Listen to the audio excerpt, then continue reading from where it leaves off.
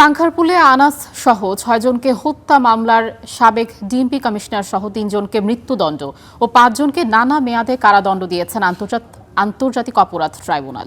সোমবার দুপুরে আন্তর্জাতিক অপরাধ ট্রাইব্যুনাল ১-এর চেয়ারম্যান বিচারপতি গোলাম মর্তুজা মজুমদারের নেতৃত্বাধীন ৩ সদস্যের বিচারিক প্যানেল এ রায় দেন।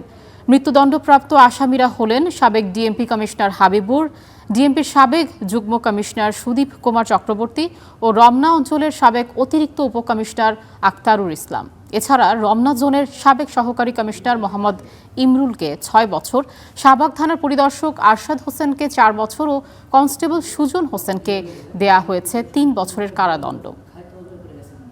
জুলাই ২০২৪-এর যে গণ অভ্যুত্থান চলাকালে সারা দেশব্যাপী যে গণহত্যা চালানো হয়েছিল, যে ক্রাইমস অ্যাগেন্স্ট হিউম্যানিটি সংগঠিত করা হয়েছিল, তার পার্ট হিসাবে ৫ই আগস্ট ২০২৪ মার্চ টু ঢাকা কর্মসূচির অংশ হিসাবে ঢাকা মহানগরীর চানখারপুল এলাকায় বাংলাদেশের মুক্তিকামী ছাত্র জনতা যখন মার্চ টু ঢাকা কর্মসূচিতে অংশ নেওয়ার জন্য অগ্রসর হচ্ছিল, সেই সময়ে পুলিশ সেই জায়গায় নির্বিচার গুলি করে ৬ জন শহীদকে হত্যা করে।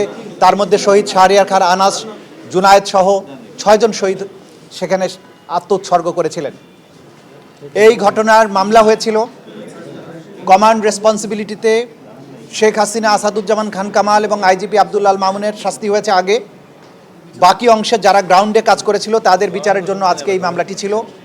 সেই মামলাতে আজকে আদালত যেটা বলেছেন যে এই অপরাধীদের বিরুদ্ধে অপরাধ প্রমাণ হয়েছে, তারা ক্রাইমস অ্যাগেন্স্ট হিউম্যানিটি করেছেন, সেইটা প্রমাণিত হয়েছে। সাজা দেওয়ার ব্যাপারে ৩ জনকে মৃত্যুদণ্ড দিয়েছেন। DMP commissioner Habibur Rahman Habib, additional commissioner Sudip Kumar Chakraborty এবং এডিসি শাহ আলম মোহাম্মদ আক্তারুল ইসলাম, এই ৩ জনকে মৃত্যুদণ্ড দিয়েছেন। কিন্তু পরবর্তী যে সমস্ত আসামি ছিল, একজন এসি ছিল ইমরুল, একজন ইন্সপেক্টর আরশাদ এবং বাকি ৩ জন কনস্টেবল। ভরসা পেতে নিজেকে হতে হয় পাতের মতো দৃঢ়, ঠিক যেমনটা জেরুসালেম। যারা সরাসরি ফিল্ডে থেকে গুলি বর্ষণ করেছিল, যাদের গুলি বর্ষণ করতে ভিডিওতে দেখা গেছে যাদের নামে অস্ত্র ইস্যু ছিল না, অথচ তারা অন্যদের রাইফেল নিয়ে গুলি করেছে, তাদেরকে কম সাজা দেওয়া হয়েছে। একজনকে ৬ বছরের, একজন ৪ বছর, বাকি ৩ জন কনস্টেবলকে ৩ বছর করে সাজা দেওয়া হয়েছে।